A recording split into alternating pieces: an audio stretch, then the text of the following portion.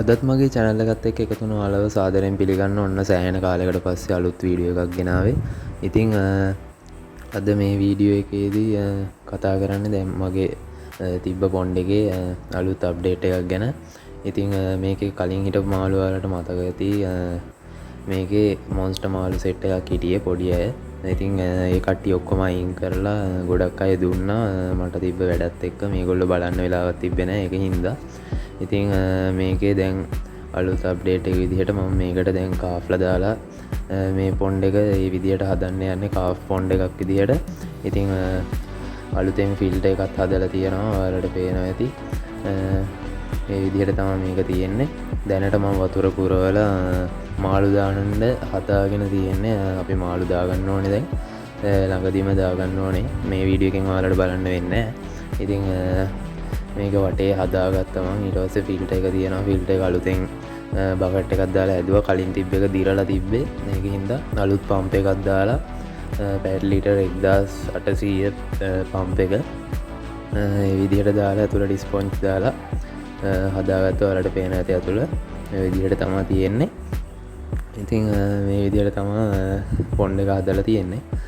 දැනට මේක මේ විදිහට තියලා දැන් ඊළඟ වීඩියෝ එකේදී ඔයාලට මේකට මාළු ගේන වීඩියෝ එක සහ ඇතුලේ ටැංකිය වල පොඩි අප්ඩේට් එකක් ඔයාලට දෙනවා. ඉතින් මේ විදිහට ගල් අල්ලලා වටේ හදාගත්තා. මේ විදිහට තමයි තියෙන්නේ. දැන් සෑහෙන කාලයකට පස්සේ තමයි මේ වීඩියෝ එක කරන්නේ. ඉතින් ගොඩක් දේවල් කියන්න තියෙනවා ඉස්සරහ වීඩියෝ වලදී. මේ විදිහට තමයි ඔයාලට පේන්නේ පොන්ඩ් එක.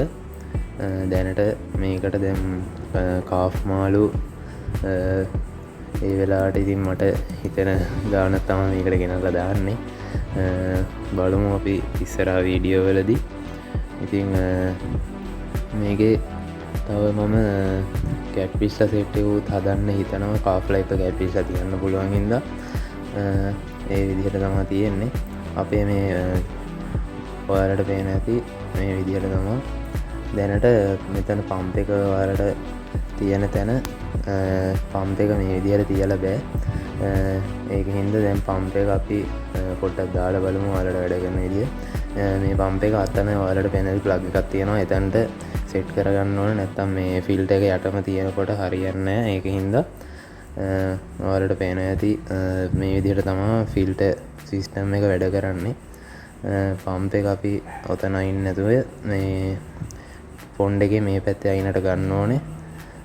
නැත්තම් වැඩක් නැති වෙනවා ඒකයි. ඒක හින්දා ඒ විදිහට තමයි තියන්නේ. ඉතින් මේ වීඩියෝ එකෙන් මේ විදිහට තමයි කියන්න තියෙන්නේ. අපි ඉස්සරහ වීඩියෝ එකේදී හමු වෙමු. අදට ගිහින් එන්න හැමෝටම සුබ දවසක්.